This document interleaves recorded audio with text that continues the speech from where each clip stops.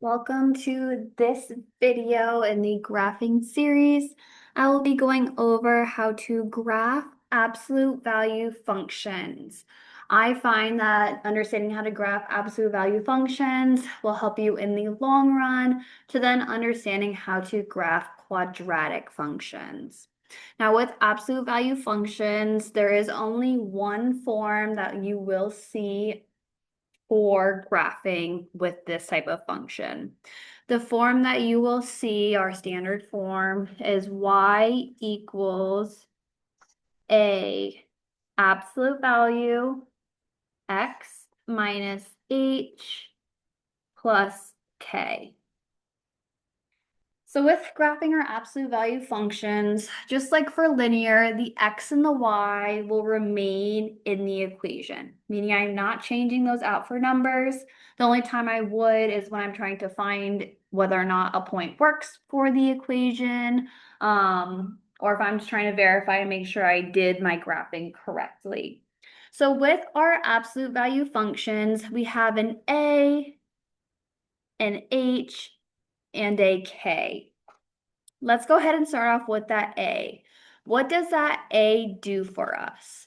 Well, your A, in some ways, and I'm very much so saying some ways, is going to act very similar to a slope for us,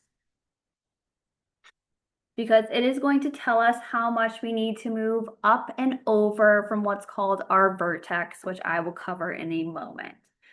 Now, with this A, it will either be positive or negative. Now, for lines, positive goes up and right, negative goes down and right.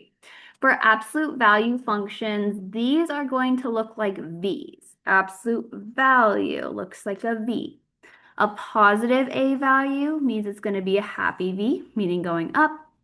A negative A value means it's going to be a sad V, meaning it's going to be going down.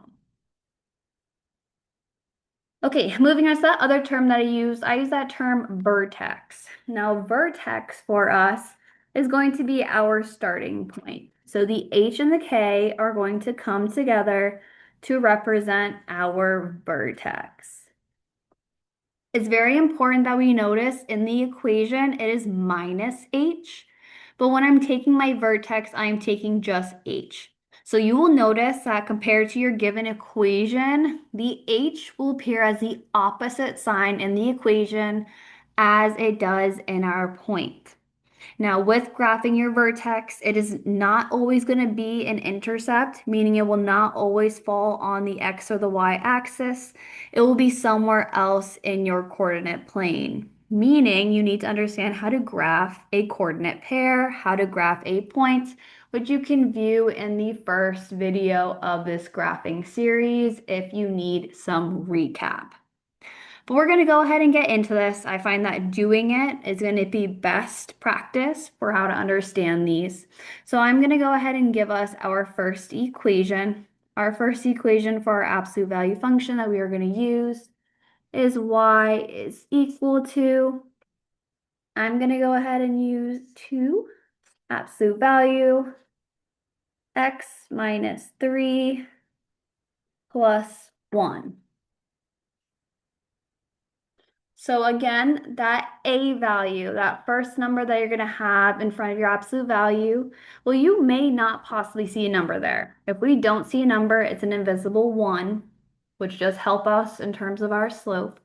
But for us, we should notice that is a positive 2. Since it is positive, that means when I have my V on my graph, it should be going up. Now that 2 also will act kind of as a slope for us. Well, as covered in the second video in the graphing series, dealing with slope-intercept form, when we deal with slope, we like to see it as a fraction. So to turn a whole number into a fraction, you will put it over 1. Now what this will tell us in terms of our directions is once I have my vertex, I need to go up 2 and right 1 to get a next point in forming my V. Now with these, they are symmetrical, meaning there is going to be 2 arms that reflect perfectly onto one another when I cut it down the middle. So not only will I count up and right, but we are also going to count up and left in order to make sure that I actually create both sides for my V. We're going to get onto that in just a moment. Again, with slopes, it's not immediately go and put on a graph. You need to make sure you acknowledge your vertex, your intercept, the other piece of your equation as well. So let's go ahead and take out what is our vertex here. Again, the number inside with the x and the number at the end will come together to represent our vertex.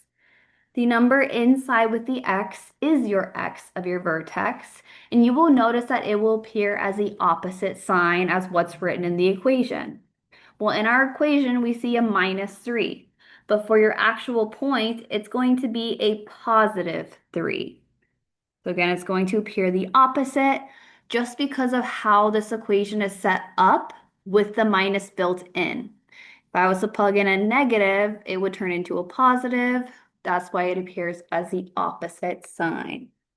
Now with the k or the y value of my vertex, straight up the number that it is, whether it's positive or negative, for us this is a +1, that will represent my vertex.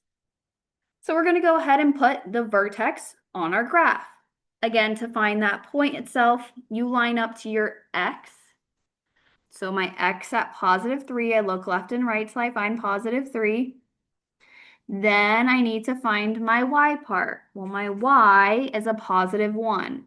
So from 3 on the x, I need to make sure I'm aligning with +1. And once I have met and satisfied both of those requirements, I will go ahead and mark my point. Again, that is your vertex. Then I'm going to follow my a value, which again, it will act as a slope for us. Now for this, I need to follow the up and right, as well as the up and left. So let's go ahead and start off with the up and right, counting up 2, 1, 2, and to the right 1, seeing where I land. Only once you follow both of those directions can we go ahead and place a point. Now, with connecting these, for a line, you will connect it going through both directions, but with an absolute value, it needs to look like a V, meaning there's the starting from the vertex and we go up and over. So I'm not going to continue down, I'm only going to continue drawing this line up and over. So that is 1/2 of my V. We need to follow that exact same process going the other way as well. So I'm going to go ahead and erase. We're going to do the exact same counting process to do the other side as well. I'm going to go ahead and pick a different color. Now we're going to count up and left. So up, 1, 2, and I'm going to also go to the left 1. Only once I've finished counting can I go ahead and make and mark my point. Again, this is not going both ways. This is only going from the vertex and up and over. So from the vertex, up and over. You'll notice we have a V. You should check yourself by making sure if it was positive, it should be going up. Well, mine does in fact look like it is going up. We have correctly graphed our absolute value function. So a lot of what you are going to see, depending on what type of exam you are taking, if it is the Florida Algebra 1 EOC, typically what we see for absolute value is being given a graph and having to identify the equation, or given the equation, possibly multiple choice or drag and drop, matching the correct graph. There are very few times that you are expected to graph an absolute value function from scratch, but again, it is always possible, just given the specific standards that are given for the test. So we're going to go ahead and do a problem in which I'm going to actually create the graph first, and we are going to identify the equation just so we can see that commonality that is typically used on our tests that are given to us. So I'm going to go ahead and erase. I'm going to put a graph on our screen, and then we are going to go ahead and decide what is the equation.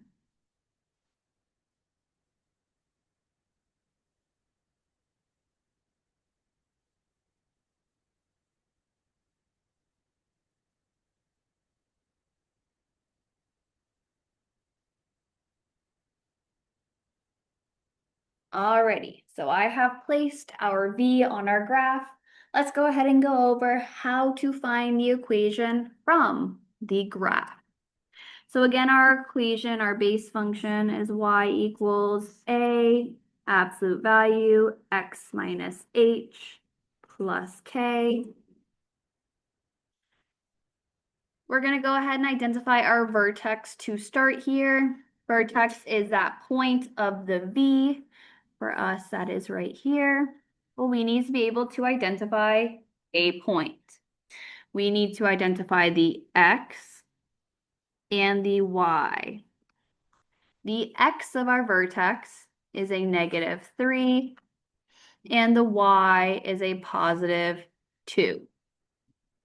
Let's go ahead and place this into our equation. The x acts as your h, the y will act as our k. So again, with our equation, we need to be careful when I'm plugging in the h, it is going to appear as the opposite sign. Well, in my point, you should notice it is a -3.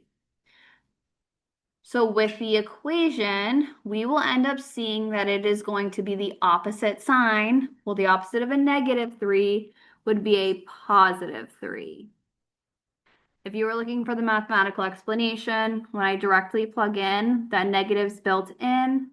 But when I plug in my actual point, having that -3, two negatives will turn it into a positive. That is why it changes sign for us. But let's go ahead and continue on to that k value. K value remains the same. I have a +2, so I'm going to go ahead and put +2 at the end for my k value. Now all that's remaining for my function is to decide the a. Again, the a value will tell us whether or not it's positive or negative, meaning going up happy or going down sad, as well as that slope, meaning how much I count up and over, or in this case, down and over to go from my vertex to my next point. Well, we should hopefully acknowledge that this is going downwards. Since it is going downwards, that means that I'm going to have a negative a value. Now we just need to see, well, how much specifically is it going down and over? So I'm going to get rid of a couple of these drawings here just so it's nice and clear for us. So we're going to go ahead and count. So from my vertex, let's go ahead and count down and over to my next point. We need to go down 1, 2, 3. Going down 3, and then to the right, I need to go to the right 1, 2. And that is to the right 2. Pull that down and over will make my fraction for my a. Up and down goes up top, so that 3 will go in my numerator. Left or right goes in the bottom, meaning 2 will go into my denominator.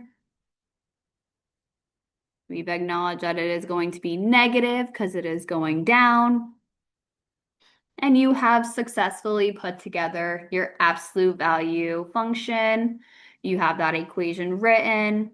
Again, if you wanted to check yourself, you could take one of these point values, plugging in x and y and solving. That will take some time. So if you do have time on whatever exam you're taking and you want to check yourself, please be my guest. Otherwise, if you are following these steps, you are most likely going to have a correct answer. So this is our graphing with absolute value functions. H and K represent vertex, and that A will tell us it's going up or going down. as well as are similar to a slope, meaning what direction I move, counting down and over or up and over from vertex to the next following point.